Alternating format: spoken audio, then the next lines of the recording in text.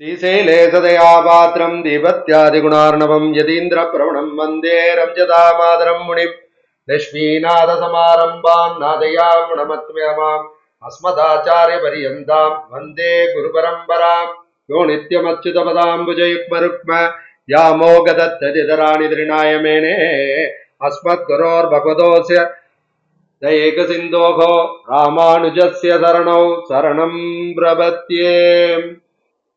गोपिकांसनिगदैकभागवे हेमवेत्रमिदरेण बिप्रदे राजगोपवपुषे नमोऽस्तु ते सम्भगाढविनिवासिने करे मुक्तिमकरन्दपूरितं भक्तसिद्धकटकं ससेवितं गोपिलादिमुनिभृङ्गपूजितं श्रीशम्भकेशपदपङ्कजं भजे।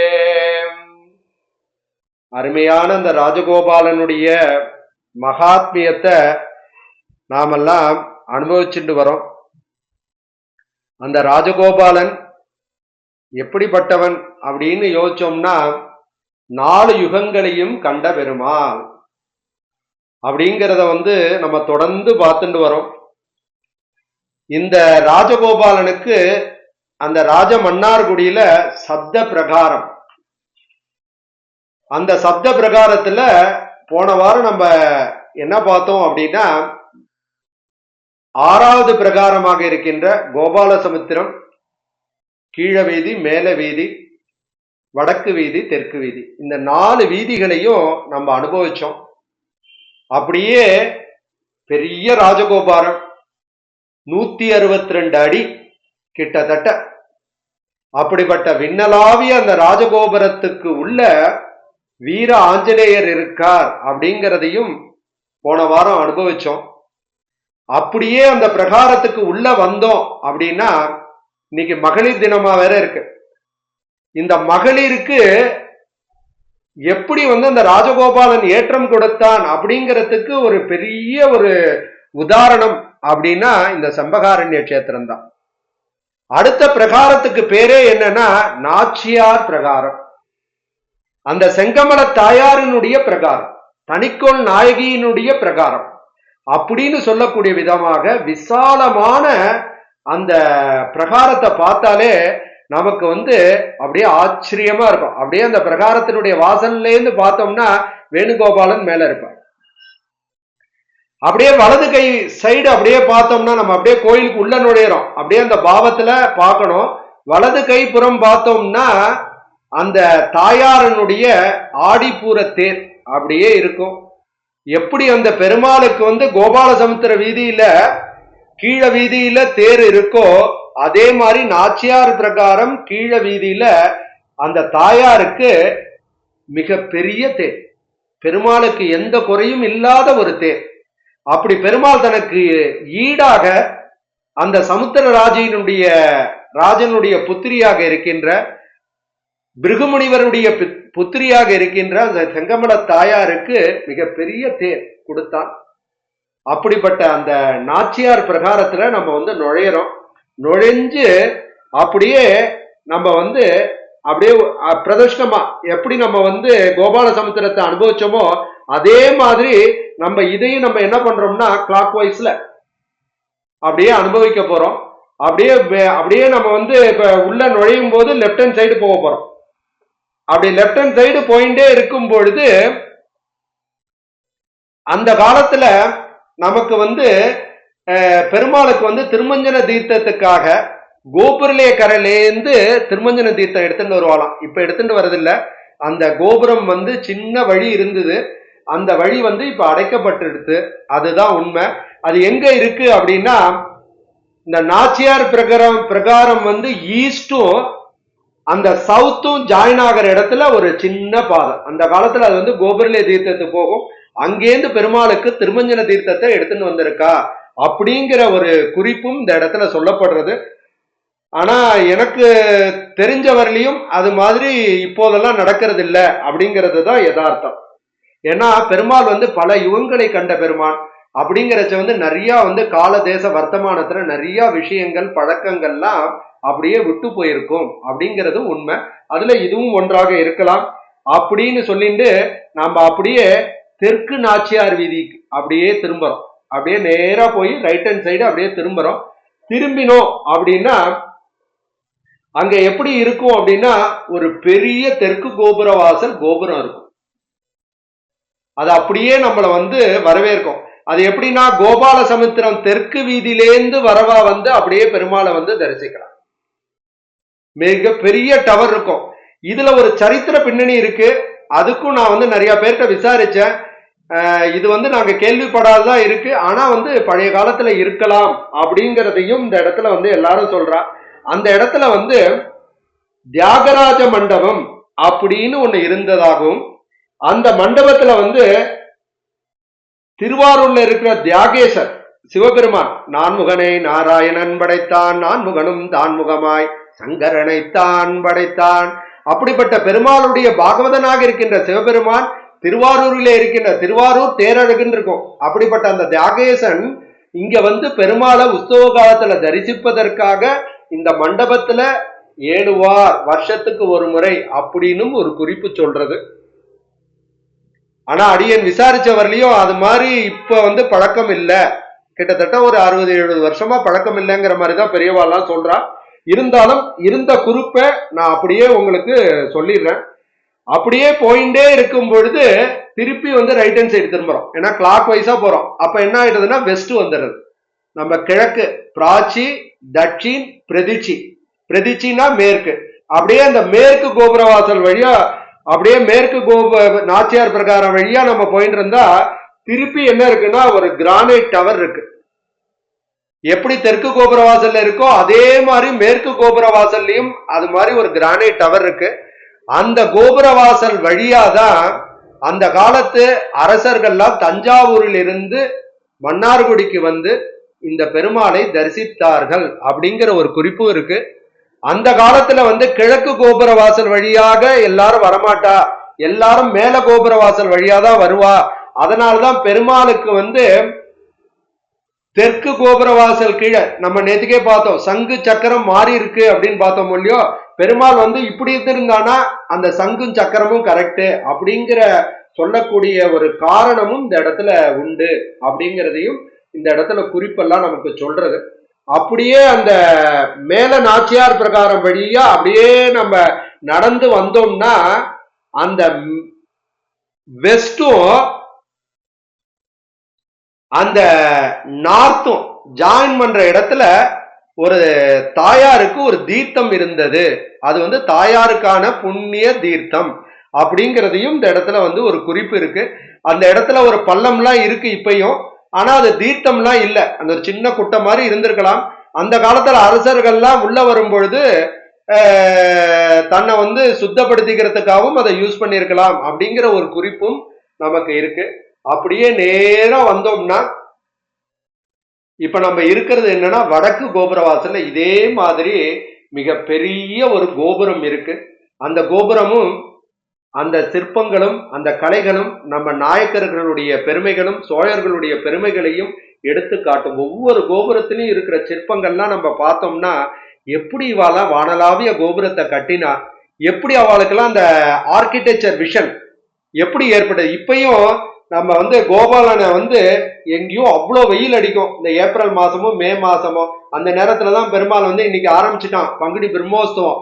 கோபாலகுட்டன் வந்து செலிப்ரேட் பண்றதுக்காக இன்னைக்கு கொடியேறி எடுத்து பிரம்மோத்சவத்துக்கு அப்படி நடந்துட்டு இருக்கிற நேரத்துல அப்படியே வெயில்ல வரும் பொழுது அந்த கோபுர வாசல் உள்ள நுழைஞ்சோம்னா அப்படியே இதமா காத்து வீசுமா, அப்படியே சுகமா காத்து வீசும். 2 நிமிஷம் இருந்தோம்னா ஏசியே தேவையில்லை, நம்ம வேர்வெல்லாம் எங்க போச்சுன்னே தெரியாது.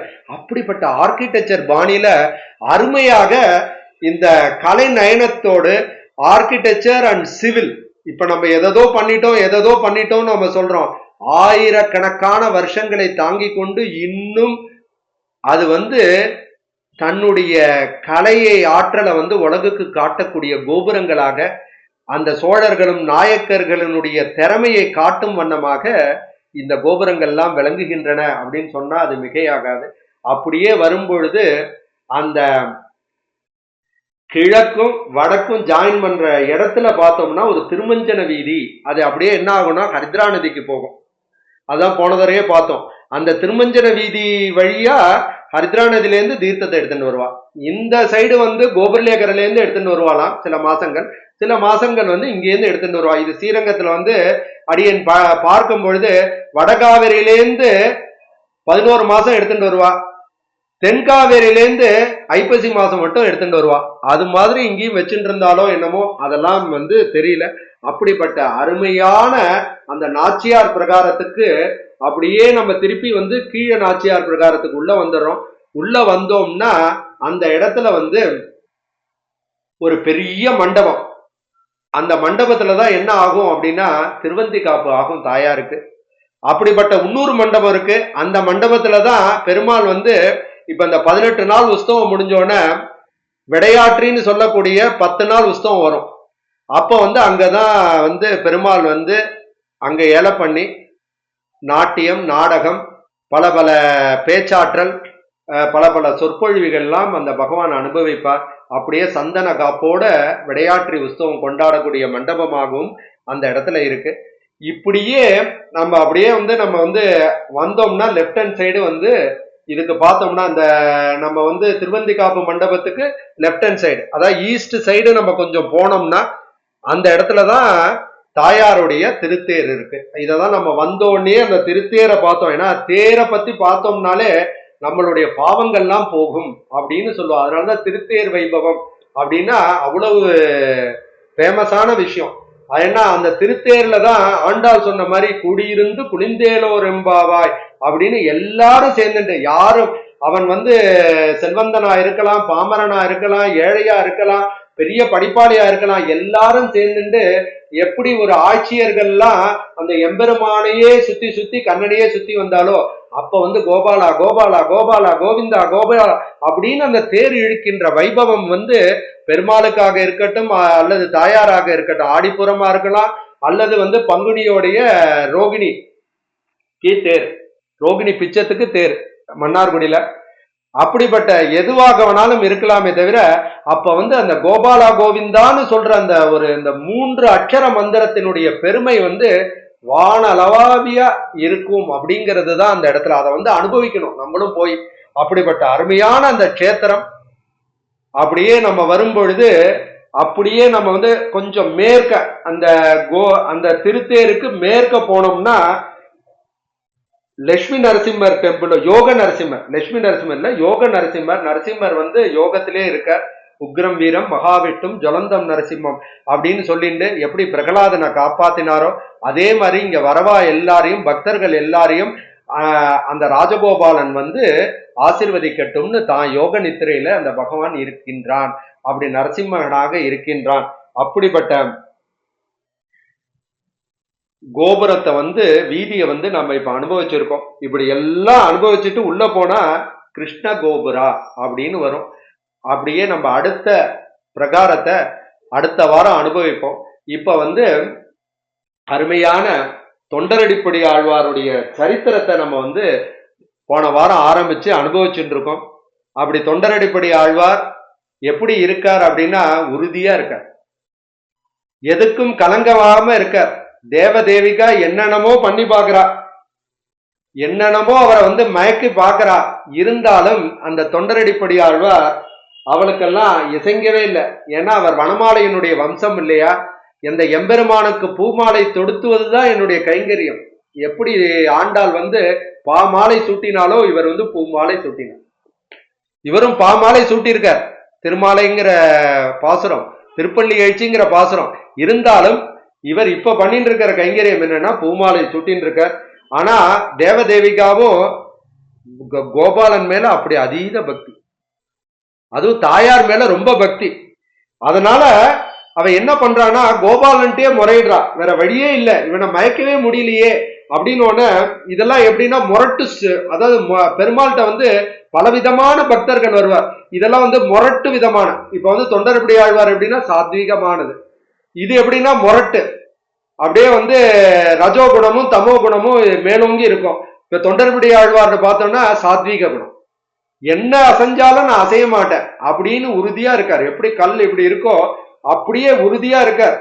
எது வந்தாலும் இந்த எம்பெருமானுக்கு கைங்கரியம் செய்கிறது தான் என்னுடைய பிரதானம் அப்படின்னு அந்த பூமாலை கைங்கரியத்தை எடுத்துட்டு இருக்கார். இவன் என்ன பண்றான்னா ராஜகோபாலனை புலம்புறா, சுகபோக வாழ்க்கையை விட்டு விதியினால் தானே வந்தேன் அப்படின்னு சொல்றார். எனக்கு நல்ல உணவும் இல்லை சுவாமி, நீரே நான் படும் துயரத்தை போக்கி அருள வேண்டும். இந்த எம்பெருமானுடைய திருவடி பாரத்துல அப்படியே புலம்பரா கத்தரா. என்ன இருந்தாலும் இப்படி ஒரு பெண் அபலை கேட்கும் பொழுது எம்பெருமானுக்கு கோபாலன் இல்லையா, அவன் வாத்சல்யம் இல்லையா? உடனே என்ன பண்றான்னா தன் நாடகத்தை ஆரம்பிச்சிடறான். தேவதேவிகானுடைய கனவுல நீ கவலைப்படாத, நான் தொண்டரன்படி ஆழ்வாருடைய மனத்தை நான் மாத்துறேன். ஏன்னா எல்லாருடைய மனத்திலையும் இருக்கக்கூடியவன் நான் அல்லவா, நான் மாத்துறேன், ஆனா நீ மாத்துறேன்னு நினைச்சுக்காத அப்படின்னு அவனுக்கு இதுல சொல்ற. ஒரு நாள் நல்ல மழை பெய்யறது. இத்தனை நாள உறுதியாக இருந்த அந்த விப்ர நாராயணன்கிற தொண்டரடிப்படி ஆழ்வார், ஏன்னா இதுவரை விப்ர நாராயணன் தான் இந்த கதையின் பிரகாரம். அந்த ஆயிரங்கால் மண்டபத்துல இந்த கதை நடக்கிறது. விப்ர நாராயண சரித்திரம் அப்படிங்கிறத மன்னார்குடியை விட்டு அந்த நாயக்கர்கள் காலத்துல இத அருமையா நாடகமாக பக்தியை மேலோங்கணும்ட்டு பண்றா. இததான் போன வாரம் பார்த்தோம். அப்படியே அந்த விப்ர நாராயணனுடைய பர்ணசாலையில அருகில மழை பெஞ்சுட்டு இருக்கு. எனக்கு எங்கேயும் ஒதுங்கிறதுக்கு இடம் இல்லையே சுவாமி, கொஞ்சம் இடம் கொடுக்க கூடாதா அப்படின்னு சொன்ன உடனே தன்னுடைய அடியாரை பார்த்து திறந்து விடும் அப்படின்னு சொல்ல, அவ உள்ள புடவைகள்லாம் மாத்தும் பொழுது விப்ர நாராயணனுடைய மனம் அந்த எம்பெருமானால மாறிடுத்து அப்படிங்கிறது தான் காரணமே தவிர அவருடைய மனம், ஏன்னா அவர் வனமாலையினுடைய வம்சமாக அவதரித்தார். அவர் மாறுறதுக்கு காரணம் யாருன்னா எல்லாம் கோபாலனுடைய லீலை, அவ்வளவுதான். தன் நிலை மறந்தார். இதுவரை அவர் என்ன சொல்லிட்டு இருந்தார்னா தேவதேவா கோபாலா கோவிந்தா அப்படின்னு சொல்லிட்டு இருந்த இவர் தேவதேவி தேவதேவி அப்படின்னு சொல்ல ஆரம்பிச்சிட்டார். தேவதேவனுக்கு மட்டுமே இடம் அப்படின்னு சொல்லி கொண்டிருந்த அந்த விப்ர நாராயணர் என்ன பண்றான்னா இனிமே தேவதேவனை பத்திய நினைக்காம தேவதேவி இல்லைன்னா உலகில் எதுவுமே இல்லை அப்படிங்கிற நிலைமைக்கு வந்துட்டார். இப்படிப்பட்ட இந்த சரித்திரத்தை நம்ம தொடர்ந்து ஒவ்வொரு வாரமும் திருமாலையினுடைய பாசுரத்தோட அனுபவிக்கணும். அப்படிங்கிறதுனாலதான் கொஞ்சம் கொஞ்சமா அடியேன் சொல்றேன். ஏன்னா திருமாலையினுடைய பாசுரம் தான் நமக்கு ரொம்ப முக்கியம். அந்த பாசுரத்தை என்ன பண்ணும்னா நம்மள சரியான பாதையில செயல்படுத்தும் அப்படிங்கிறதையும் இந்த இடத்துல அடியேன் சொல்ல விரும்புறேன். அப்படிப்பட்ட அருமையான அந்த 45 பாசுரம், 45மே நவரத்னமான பாசுரம். அததான் பார்த்தோம். முதல் 3 பாசுரத்துல அவர் என்ன பண்றார் அப்படின்னா திருநாம சங்கீர்த்தனம். அந்த திருநாமத்தினால நம்ம என்ன பேர் பண்ணோம், கலியுகத்துல என்ன பண்ணோம், கோவிந்த நாம சங்கீர்த்தனம், கோவிந்தா கோவிந்தா அப்படின்னு சொல்றதுனால என்ன ஆகிறது அப்படின்னா நம்மளுடைய பாவங்கள்லாம் தீயினில் தூசாகும் செப்பேலோ ரெம்பாவாய் அப்படின்னு சொல்லும் விதமாக நம்ம பாவங்களை எல்லாம் போக்குறது. அப்படிப்பட்ட பாசுரத்துல அடுத்த 11 பாசுரத்தினால அவர் என்ன சொல்ல ஆரம்பிக்கிறார்னா உபதேசத்தை சொல்ல ஆரம்பிக்கின்றார். 11 பாசுரத்தையும் நம்மளால அனுபவிக்க முடியாது. ஒரு 2-3 பாசுரத்தையாவது நம்ம அனுபவிச்சுட்டு அதுல 4வது பாசுரம் அருமையா பாசுரம். மொய்த்த வல்வினையுள் நின்று 3 எழுத்துடைய பேரால் கத்திர வந்தும் மண்டே பராங்கதி கண்டு கொண்டான். இத்தனை அடியினார்க்கு இறங்கும் நம்பரங்கனாய பித்தனை பெற்றும் வந்தோ பிறவியுள் விளங்குமாறே. நம்மளுடைய பாவங்கள்லாம் எப்படி இருக்கு, பாவங்கள்னா அது புண்ணியமும் இருக்கும் பாவமும் இருக்கும். அது ரெண்டுமே என்ன ஆகும்னா அந்த பெருமாளை நம்ம அடைய விடாம, அந்த கோபாலனை அடைய விடாம நம்மளை தடுத்துட்டே இருக்கும். அதை போக்கணும்னா என்னன்னா 3 எழுத்துடைய பேரால், அது கோபாலனா இருக்கலாம், கோவிந்தனா இருக்கலாம், ரெங்கனா இருக்கலாம், வரதனா இருக்கலாம், எதை வேணாலும் இருந்துக்கோ. அது எப்படின்னா கத்திரபந்துன்னு ஒருத்தன் இருக்கான், மோசமானவன். அதை 2 விதமாவும் சொல்றான். சத்திரபந்துனா சத்திரியன், கத்திரபந்துனா பிராமணன். இப்படி 2 பேருமே இருந்திருக்கான் அந்த காலத்துல. அப்படி 2 பேருமே என்ன பண்றான்னா அந்த பெருமாளுடைய நாமத்தை ஏதோ ஒரு காரணத்தினால சொல்லி அவ நற்கதி அடைஞ்சாலாம். அது மாதிரி நீ நற்கதி அடைய மாட்டேங்கிறாயே அப்படின்னு ஆழ்வார் இந்த 4வது பாசுரத்துல வருத்தப்படுற. அப்படி இருக்கிற நம்ம 5வது பாடத்துல அருமையா சொல்றார். என்ன சொல்றானா தந்துழாய் மாலை மார்பன் தமர்களாய் பாடி ஆடி. அந்த கோபாலனை நினைச்சுட்டு எப்படி ஆட்சியர்கள்லாம் கோவிந்தா கோவிந்தா கோவிந்தா கோவிந்தா அப்படின்னு நம்ம சொல்லிட்டு இருந்தாலோ அது மாதிரி அந்த தந்துழாய் மார்பன்னா என்ன அர்த்தம், துளசி மாலை தரித்து கொண்டிருக்கின்ற அந்த கோபாலனை பாடி ஆடி அப்படியே நீங்க தொழுதாட வேண்டாமா அப்படின்னு இந்த 5வது பாசுரத்துல சொல்ற. அப்படிப்பட்ட இதுல அப்படியே போயிட்டே இருக்கும் பொழுது இந்த 9வது பாசுரம் அருமையான பாசுரம். நம்ம எல்லாரும் எப்படி உறுதியா இருக்கணும் அப்படிங்கிறத தெரிஞ்சுக்க வேண்டிய பாசுரம்.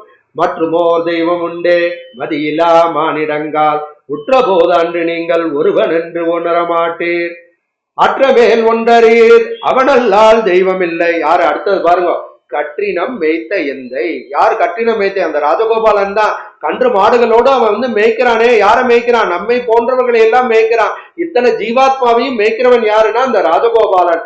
அவனுடைய கழல் இணை, அவனுடைய திருவடியை போய் பணிய மாட்டியா? அது பண்ணினா நீ போதுமே. இல்லைன்னா இன்னைக்கு இந்த ப்ராப்ளம், நாளைக்கு அந்த ப்ராப்ளம், இன்னைக்கு இந்த சுகம் அப்படின்னு மாறி மாறி இன்பங்களும் துன்பங்களும் உன்னை வந்து மொய்த்து கொண்டே இருக்குமே. அப்படிப்பட்ட கோபாலனே வேற தெய்வம்லாம் கிடையாதுடா, அவன் தாண்டா உன்னை உஜ்ஜீவிக்கணும் அப்படின்னு நினைச்சுட்டு அவன் திருவடி தாளைய அப்படியே பிடிச்சுக்க மாட்டியா? எப்படி பாஞ்சாலி பிடிச்சுட்டாலோ அது மாதிரி நீ பிடிச்சுக்க மாட்டியா அப்படின்னு இந்த இடத்துல சொல்றான். அப்படி நின்னோம்னா எப்படி இருக்கும் அப்படின்னா, கேட்டீரே நம்பிமார்கள் கருட வாகனம் நிற்க சேட்டை தன் மடியகத்து செல்வ பார்த்திருக்கின்றனே. அந்த திருமார்பனாக செங்கமல தாயாரோடு கூடிய அந்த ராஜகோபாலனாக ருக்மிணி சத்யபாமாவோடு கூடிய ராஜகோபாலனை நீ நினைக்காம அவளுடைய அக்காவான, யார் அக்கான்னு தெரியும், மகாலட்சுமிக்கு அக்கா, அவளை போய் செல்வம் கொடு அப்படின்னு நீ கேட்டு இருக்கியே அப்படின்னு இந்த இடத்துல சொல்ற. அப்படிப்பட்ட அருமையான இது கருவிலே. அடுத்த பாசுரம் அருமை. கருவிலே திருவிழாது காலத்தே கழிக்கின்றேனே. நம்ம வந்து பிறந்த போதே எம்பெருமானுடைய கடாட்சம் பெற்றவளாக இருந்துட்டு பழுதே பலபகலும் போயினே என்று அஞ்சு எழுதேன்னு அவன் திருவடியை பிடிச்சுக்காம இப்படி காலத்தெல்லாம் வீணாக்கின்னு இருக்கீங்களே அப்படின்னு 11வது பாசுரத்துல அருமையா சொல்ற. அடுத்தது வந்து 12வது பாசுரம் ரொம்ப அருமையான பாசுரம். நமனும் முற்கலனும் பேச நரகில் நின்றார்கள் கேட்க நரகமே சொர்க்கமாகும் நாமங்கள் உடைய நம்பி அவனதூர் அரங்கம் என்னாது அயர்த்து வீழ்த்து அழியமாந்த கவலையுள் படுகின்றார் என்று அவனுக்கே கவல்கின்றேனே. அருமையான பாசுரம். முற்கலன் இதுங்கிறது பாகவதத்துல மிகச்சிறந்த கதை. அப்படி வந்து ஒரு தடவை வந்து கோதானம் பண்ணும் பொழுது அவன் ஒன்னும் பெரிய புண்ணியம் எல்லாம் பண்ணல. கோபானம் பண்ணும் பொழுது என்ன பண்ணிட்டான்னா கிருஷ்ணார்ப்பணம் அப்படின்னு சொல்லிட்டான். அவனை தெரியாம பல பாவங்கள் பண்ணியிருக்கானேன்னு யமதூதர்கள்லாம் இதுக்கு அழைச்சின்னு வந்துட்டா. உடனே யமனுக்கு பயம் வந்துடுது, இப்படிப்பட்ட பக்தனை போய் நீ அழைச்சிட்டு வந்துட்டியே அப்படின்னு அவன் வெளியில வந்து வாசல்ல வந்து அதிதி தேவோ பவான்னு சொல்ற மாதிரி வரவேற்கிறானா யமன். அதை பார்த்தோன்னே இவனுக்கே வந்து ஆச்சரியம் ஆயிடுறது முற்கலனுக்கு. நான் என்ன பண்ண? முற்கலன் கேட்கிறான், நான் என்ன பண்ண? என்ன போய் வந்து வரவேற்கிறியே, நான் பாவியே அப்படிங்கிறான். நீ கிருஷ்ணார்ப்பணம்னு சொல்லியிருக்க அப்படின்னு நீ சொன்ன இந்த கதைய அங்க நரகத்துல இருக்கிறவா எல்லாரும் கேட்டோன்னு அந்த நரகமே என்ன ஆயிடுதான்? சொர்க்கம் ஆயிடுதான். அப்படிப்பட்ட அருமையான இந்த பெருமாளுடைய திருநாமத்தை சொல்லாம வாழ்க்கையை வீணடிச்சுட்டு இருக்கியே அப்படின்னு இந்த இடத்துல சொல்ற. அப்படிப்பட்ட பெருமானை வந்து நீ சொல்லிண்டே இருந்தனா என்ன ஆகும் அப்படிங்கறதான் 13வது பாசுரத்தை. ஒரு இல்வாய் நரகமெல்லாம் புல்லெழுந்து ஒழியுமன்றே. உலகத்துல நரகம்ங்கிற வார்த்தையே இருக்காதே, அப்படி இருக்க போகிறதே. அதை போய் இல்லாம நீ போய் அந்த பெருமாளுடைய திருநாமத்தை சொல்லாம நீ வந்து வாழ்க்கையெல்லாம் வீணடிக்கிறியே. ஏதோ இந்த ஆத்துல இவா திட்டுறா, அவா திட்டுறா, ஆத்துக்காரி திட்டுறா, ஆத்துக்காரர் திட்டுறா, பையன் திட்டுறான், பொண்ணு திட்டுறா, பேரன் திட்டுறான், பேத்தி திட்டுறான், இல்ல அடுத்தாத்துல இருக்கிறவா திட்டுறா, இப்படியே நீ நேரத்தை ஒழிச்சுட்டு இருக்கியே. அதெல்லாம் விட்டுட்டு அவ திட்டும் போதெல்லாம் நாராயணா நாராயணா நாராயணா கோவிந்தா கோவிந்தா கோபாலா அப்படின்னு சொன்னா இந்த நரகமே இல்லாம போயிடுமேடா. எல்லாரும் எங்க போயிடுவான்? இந்த எம்பெருமானுடைய நித்திய வாசஸ்தலமான வைகுந்தத்துக்கு போயிட மாட்டோமா அப்படின்னு சொல்லி அப்படிப்பட்ட அருமையான அந்த ஸ்ரீரங்க கஷேத்திரத்தை தான் இந்த இடத்துல சொல்ற. வண்டினம் மரளும் ஜோலை மயிலினம் ஆளும் ஜோலை கொண்டல் மீதனம் ஜோலை கோயிலினம் ஆவும் ஜோலை அண்டர்கோ நவரும் ஜோலை அணி திருவரங்கம் என்ன அப்படிங்கிற அப்படிப்பட்ட அழகான கஷேத்திரம் ஸ்ரீரங்கம் மட்டும் இல்ல, மன்னார்குடி கஷேத்திரம் தான். ஏன்னா மன்னார்குடியில இருந்து ஹரித்ரா நதி இருக்கு, குளங்கள் பாதி ஊர் பாதி அப்படின்னு சொல்லுவா மன்னார்குடியில. அப்படிப்பட்ட ரம்யமான ஊரு. அந்த இடத்துல என்னன்னா பாமினிங்கிற ஆறும் போயிட்டு இருக்கு. அப்படிப்பட்ட வண்டினங்கள்லாம் அப்படியே மேல ரீங்காரம் விட்டுண்டு போகும், மயில்லாம் அது மாட்டுக்கு ஆடின்னு இருக்கும். அப்படி நடந்துட்டு இருக்கிற ஊர்ல குயில்லாம் அப்படியே கூவின்னு இருக்கும். அப்படிப்பட்ட ஊர்ல நீ வந்து கோபாலனை நினைக்காம, மன்னார்குடிய நினைக்காம நீ எதையோ நினைச்சுண்டு இருக்கியேடா அப்படின்னு இந்த 14வது பாசுரத்தை இந்த இடத்துல வந்து அனுபவிக்கிறார். இப்படிப்பட்ட அருமையான அந்த கோபால குட்டனுக்கு நேத்திலேருந்து மிருத்சங்கிரணம் நடந்தது. நேத்திக்கு வந்து மிருத்சங்கிரணம்னா என்ன அப்படின்னா, சேன முதலியார் என்ன பண்ணுவாருன்னா நகர சோதனை அப்படிங்கிறத நடத்துவார். இந்த நகர சோதனை அப்படின்னா என்ன அர்த்தம் அப்படின்னா, இந்த உற்சவம் இன்னைக்கு ஆரம்பிக்க போறது, இந்த உற்சவத்துக்கு எல்லா நகரம் எல்லாம் கரெக்டா இருக்கா அப்படிங்கிறத வந்து இந்த இடத்துல வந்து அவர் போய் சோதனை நடத்துவார். இது வந்து 0th டே அப்படின்னு கூட வச்சுக்கலாம். அப்படிப்பட்ட அருமையான அந்த கோபாலனுடைய உற்சவம் இன்னைக்கு வந்து கருட கொடியான தத் புருஷாய வித்மகே சுவர்ண பட்சாய தீமகி தன்னோ கருட பிரஜோதயாத் அப்படின்னு சொல்லும் விதமாக அந்த கருட கொடியன் இன்னைக்கு வந்து மேல ஏறின பிறகு என்ன ஆகும் அப்படிங்கிறத வந்து எப்படி அனுபவிக்கிறது? அந்த உற்சவம் வந்து வைகுந்தத்துல கூட இது மாதிரி உற்சவம் வந்து கிடையாது. அப்படிப்பட்ட நம்மால எப்படி அந்த பெருமாளுடைய அழகை வந்து நம்மால வந்து வார்த்தைகளால சொல்ல முடியுமா அப்படின்னு நம்ம யோசிச்சுட்டு இருக்கும் பொழுதுதான் மன்னார்குடி பெரியவாள் அப்படின்னு அழைக்கப்படுகின்ற தியாகராஜ மகி அப்படின்லாம் அழைக்கப்படுகின்ற பிரம்மஸ்ரீனு பட்டம் வாழ்கின்ற ராஜு சாஸ்திரிகள் அவர் என்ன பண்றாருன்னா, இந்த சமஸ்கிருத ஸ்லோகத்தினால இந்த ராஜகோபாலனுடைய பிரம்மோத்சவ வைபவத்தை, இந்த 18 நாள் வைபவத்தை 23 ஸ்லோகத்துல அழகா வர்ணிச்சுட்டு இருக்க. அதை வச்சு நம்ம வந்து அட்லீஸ்ட் ஒவ்வொரு நாளும் ஒரு 3-4 உற்சவத்தை நம்ம வந்து பார்க்கலாம் அப்படின்னு முடிவு பண்ணி இன்னைக்குலேருந்து ஆரம்பிப்போம். உத்குள்ள நீல நளினோதர சோதர சீகி உத்குள்ள சாந்திர கர்ணாபரணாந்தரங்க ஆபீரவாமநயனா நயனாமிருதாம் சுகு ஆனந்தம் ஆக்லயதாம் மம ராஜகோபக.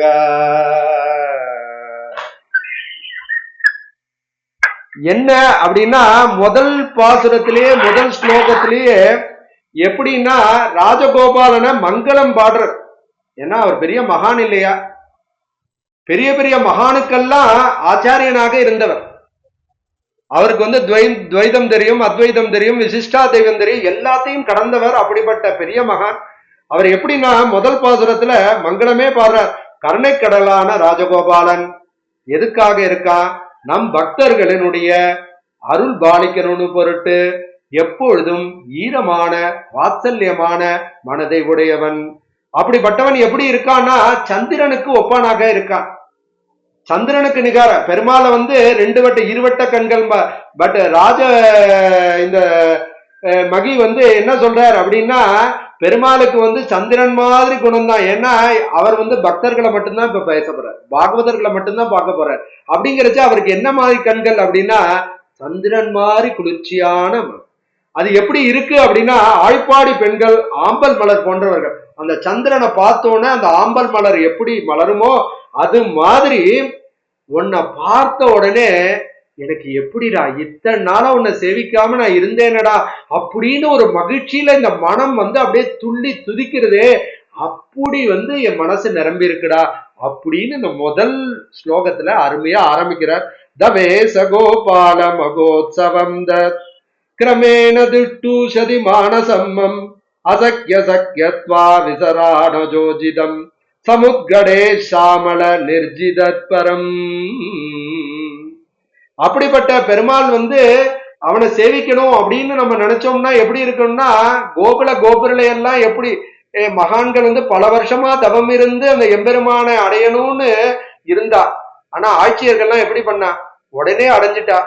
என்ன ஒரு கார்த்தியாயனி நோன்பு இருந்தா, அதுவும் யாரையோ நோக்கி நோன்பு இருந்தா, அந்த நோன்பு வந்து கரெக்டா அவனை திருத்தி பணி கொண்டவனும் அவனே.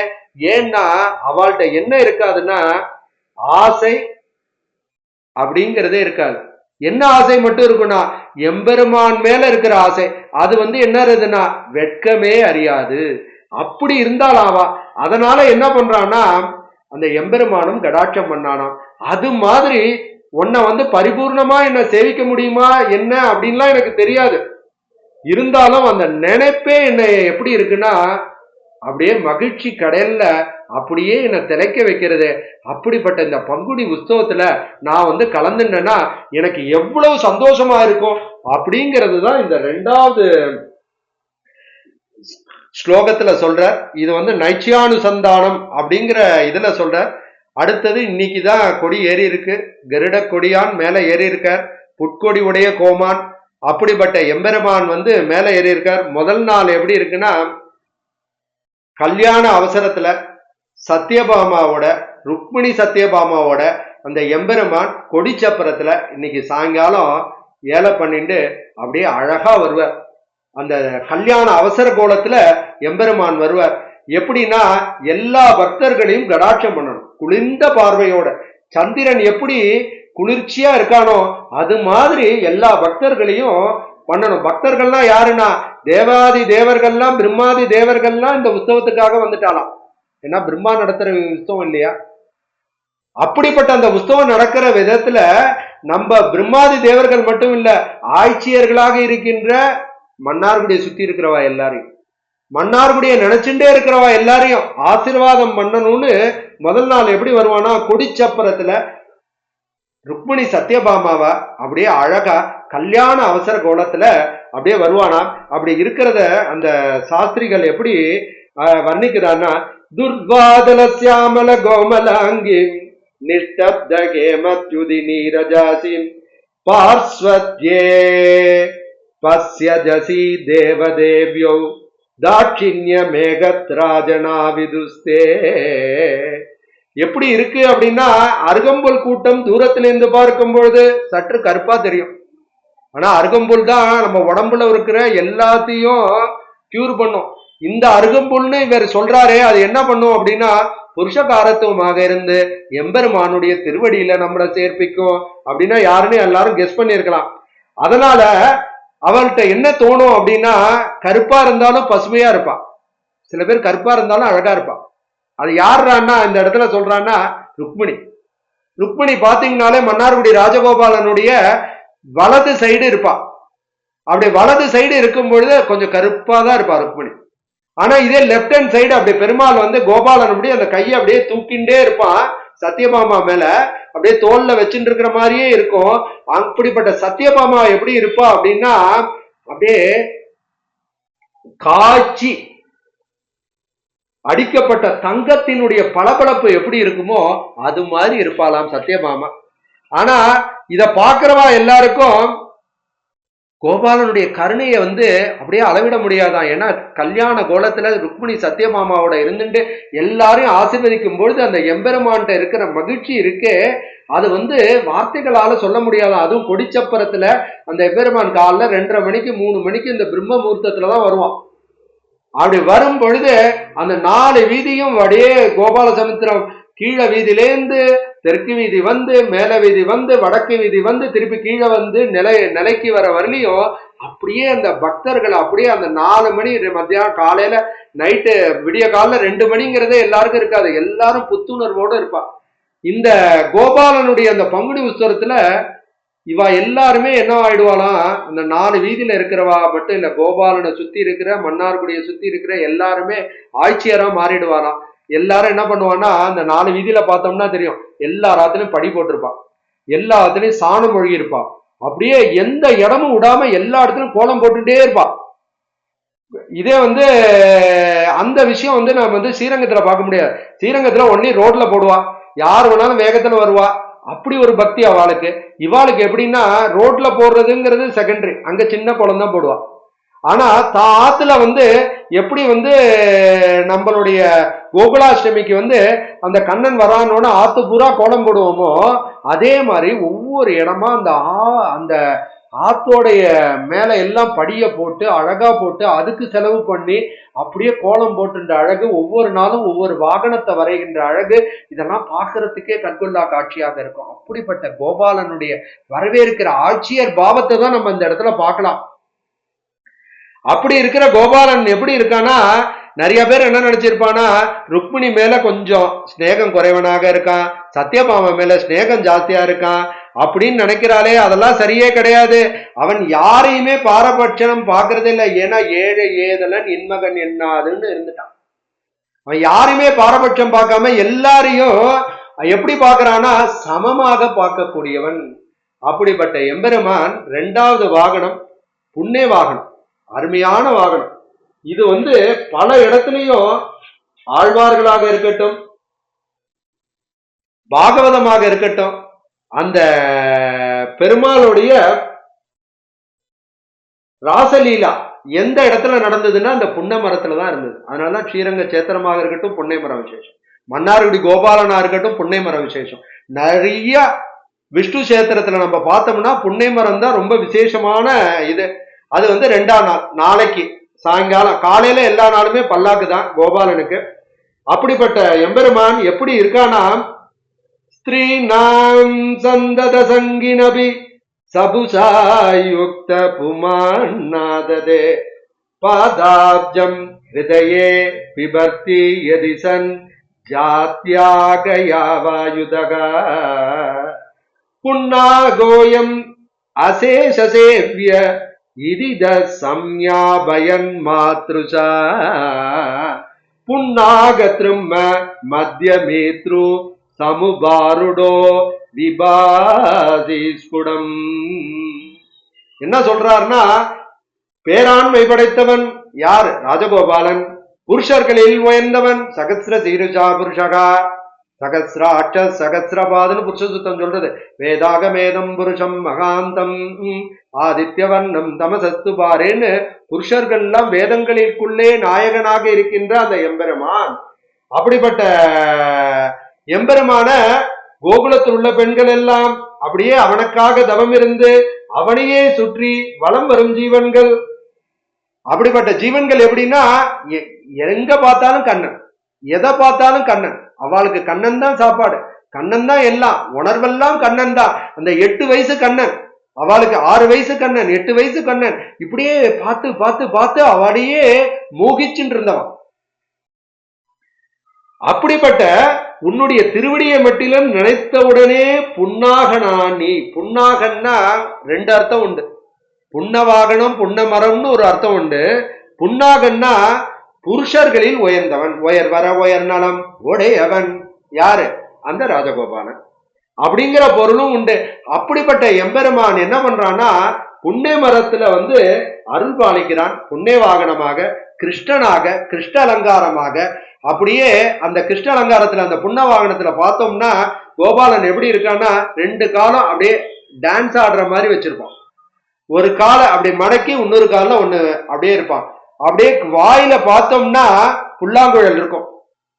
எப்படி அந்த ராசலீலால பிருந்தாவனத்துல நடத்தி காட்டினாலோ அதே மாதிரி இந்த தீட்சிதர்கள்லாம், மன்னார்குடி தீட்சிதர்கள்லாம் தன்னுடைய வர்ணனையை காமிச்சு அதுக்கு எந்த குறையும் இல்லாம எல்லா பக்தர்களுக்கும் இருக்கணுமேனு அந்த பெருமாளை வேண்டிண்டு அவ அலங்காரம் பண்ற நேர்த்தியை நம்ம பார்த்தோம்னா அது மன்னார்குடி தீட்சிதர்களுக்கே உரிய ஒரு கலை. அது எந்த ஒரு கஷேத்திரத்துல இருக்கிறவளுக்கு வராது. அது கோபாலன் அதுவாக மாறுகிறானா இல்ல இவாளுடைய கலைவண்ணமா, ரெண்டுமே சேர்ந்ததா அப்படிங்கிறது இல்ல. ஆத்மா பரமாத்மானுடைய சொரூபம் எப்படி சேர்ந்தா இருக்குமோ அது மாதிரி அந்த அலங்காரம் இருக்கும். அதை பார்க்கறதுக்கு என்ன சொல்றது, திருவாழ்மொழியில நம்மாழ்வாரே சரிதா, செருந்திங்காயல் மகள் புன்னை சூழ் திருவன் வண்டு அப்படிங்கறது இந்த இடத்துல சொல்ற. புண்ணிய மரங்கள் நிறைந்த கஷேத்திரத்துல இருக்கிறவன் யாருன்னா அந்த விஷ்ணு. ஏன்னா அந்த விஷ்ணு கோபியர்களை எல்லாரும் அப்படியே வசமா இழைத்துன்னு வந்தானே, எதுக்காக அவ நோன்பு நோத்தா? கண்ணனை அடையணும்னு. அத வெளியில சொன்னா என்ன ஆயிடும்? பிரச்சனை ஆயிடும். அதனால முதல்ல போய் சொல்றா. என்ன பண்றா? கார்த்திகா விரதம் இருக்கேன் அப்படின்னு சொல்றா. ஏன்னா வெளியில எல்லாரும் கண்ணனை அடையணும் அப்படின்னு சொன்னா, இந்த சின்ன குழந்தைகிட்ட போய் இப்படி எல்லாம் அடையணும்னு சொல்றியே, பைத்தியம் மாதிரி பேசாதே அப்படின்னு சொல்லிடுவா. அதனால அவெல்லாம் அதை சொன்னாலாம். அப்படிப்பட்ட அதனாலதான் ஆண்டாளே நாச்சியார் திரும்பியில சொல்றார், கோடி அழைப்பதன் முன்னம் கொடைந்து நீராடுவான் போந்தோ அப்படின்னு அந்த பாசுரத்துல ஆரம்பிக்கிறார்.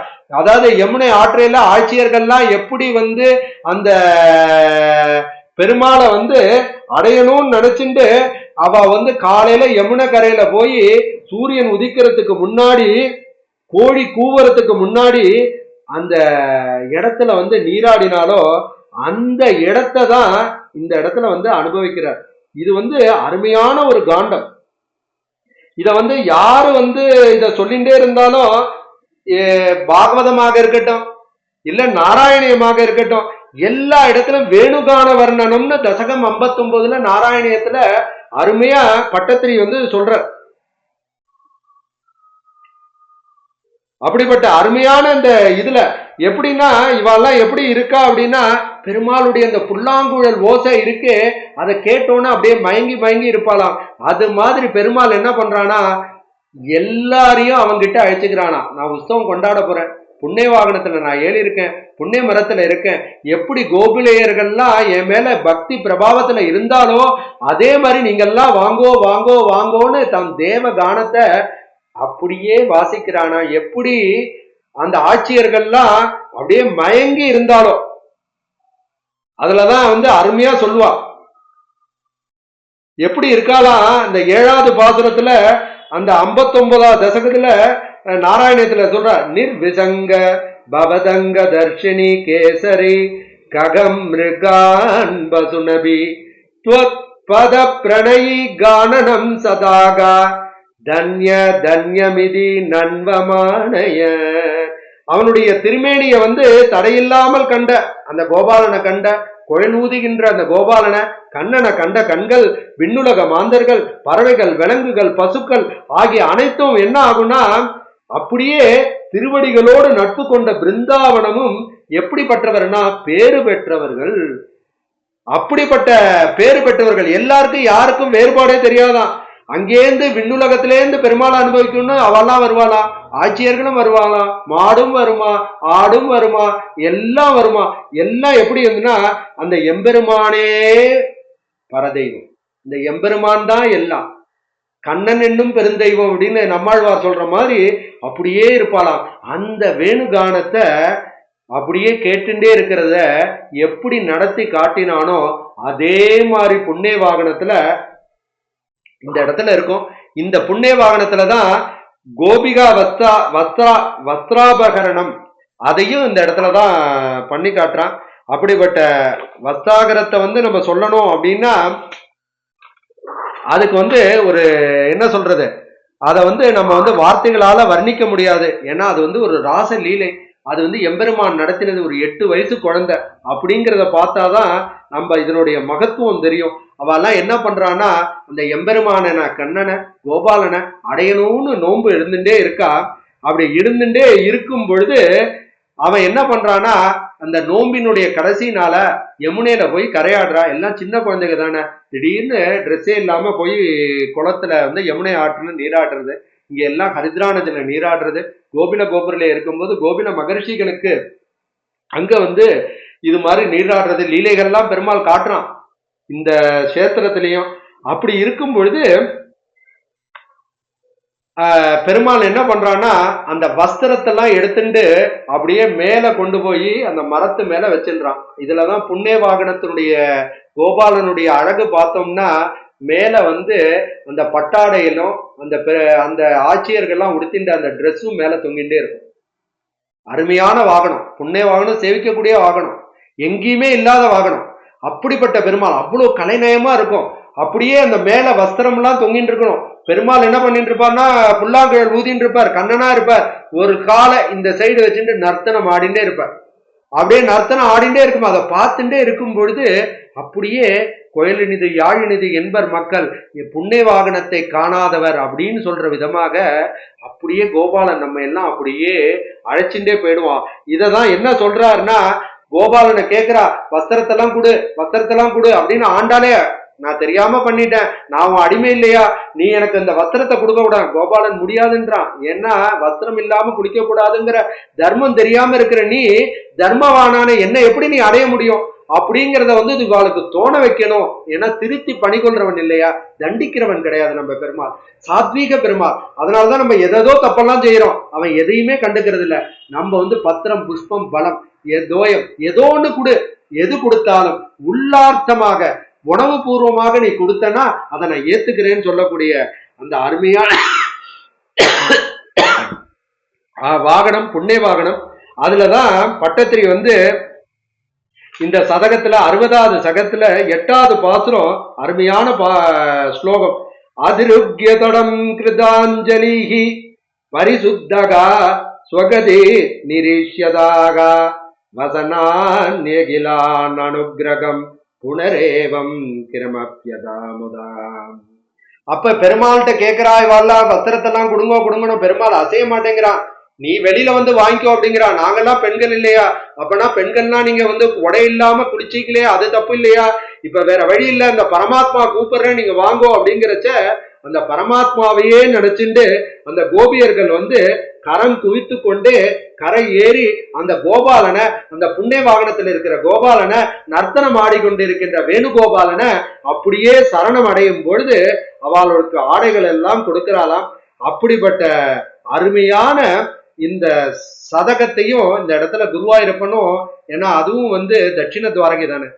இங்க இருக்கிற கோபாலனை எப்படி தட்சிண துவாரகைன்னு சொல்றோமோ அதுவும் தட்சிண துவாரகை. அப்படிப்பட்ட நாராயணத்தை வச்சு அனுபவிக்கணும்னு அவன் நினைச்சுட்டு இருக்கான் போல இருக்கு. அடியனுக்கு ரொம்ப தெரியாது, இருந்தாலும் அப்பப்ப நாராயணத்தை சொன்னோம்னா இந்த இடத்துல ஒரு ஒரு திருப்தி ஏற்படுறது. அப்படிங்கிறதுனால இந்த தசகம் 59ம் 60ம் நாராயணியத்துல இருக்கிற அந்த தசகங்கள் வந்து யாருன்னா புண்ணிய வாகனத்துல இருக்கிற அந்த ராஜகோபாலனாக இருக்கின்ற கண்ணனாக அந்த தீட்சிதர்கள் அலங்காரம் பண்ணி வைத்திருக்கின்ற அந்த கோபாலனாதான் இருக்கான். அப்படி இருக்கும் பொழுது அந்த வாகனத்தை யாராவது பொறுமையா பாத்தீங்களான்னு தெரியல, மேல 2 அணில் போற மாதிரி தோணும். 2 அணில் இருக்கும் மேல. இந்த வாகனத்தை வந்து போட்டோல இருந்தாலும் எப்படின்னா பகவான் வந்து அக்கறையில இருந்து இக்கரைக்கு போகணும் பாக்குறான். எல்லாரும் குரங்கெல்லாம் கல்லை எடுத்துட்டு கடல்ல போடுறது மிதக்கிறது. அப்ப என்ன பண்றதா அணில் சலமிலா அணிலை போல, அந்த அணிலும் என்ன பண்றதா ராம கைங்கரியத்துல இருக்கு. அந்த அணில் போல உனக்கு வந்து சக்தி இல்லையாம இருந்தாலும் புத்தி இல்லையாம இருந்தாலும் அந்த எம்பெருமானே சரணம், எம்பெருமானுக்கு கைங்கரியம் பண்றது எனக்கு வேணும் அப்படின்னு நீ அணில் மாதிரி செஞ்சன்னா நான் எல்லா அவதாரத்திலையும் உன்னை நான் கூடையே வச்சுப்பேன்டா அப்படின்னு காட்டுற மாதிரி அந்த சலமிலா அணிலை போலன்னு 2 அணில் மேல ஏறுற மாதிரி இருக்கும். என்னுடைய பாவம் இப்படி, அதை நீங்க பார்த்துட்டு உங்களுக்கு எப்படி இருக்குங்கிறத சொல்லுங்க.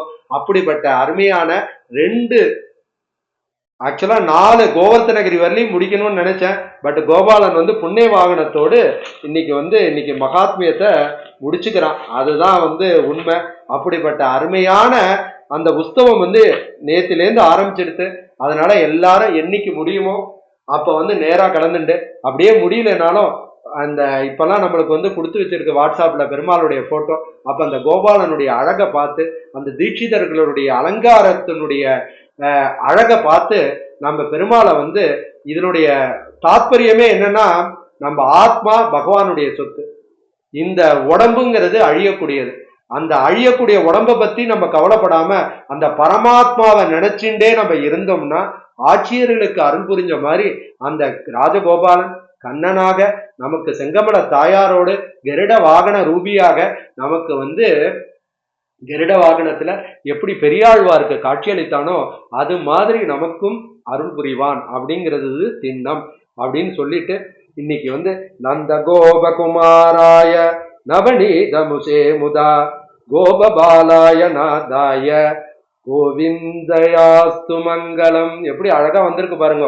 இன்னைக்கு பார்த்தா இந்த நந்தகோபனுடைய கோவிந்தனுடைய மங்களம் அழகா அமைஞ்சிருக்கு. ஏன்னா நான் வந்து இதை பார்த்தெல்லாம் பண்ணல, அப்படியே இந்த மங்களத்தை கோபாலனுக்கு வந்து நிறைய மங்களம் இருக்கு. அப்படியே வரிசையா ஒவ்வொரு மங்களத்தையா ஒவ்வொரு நாளும் சொல்லிட்டு வரேன். கமலாசரணாம்போஜ கௌஸ்துபாங்கிதவட்சசே கல்யாண குணபூர்ணாய சம்பகேசாய மங்களம் ஸ்ரீமதே ரம்ஜதா மாத்ருமுனிந்திராய மகாத்மனே ஸ்ரீரங்க வாசினி பூயாத் நித்யஸ்ரீ நித்யமங்கலம்.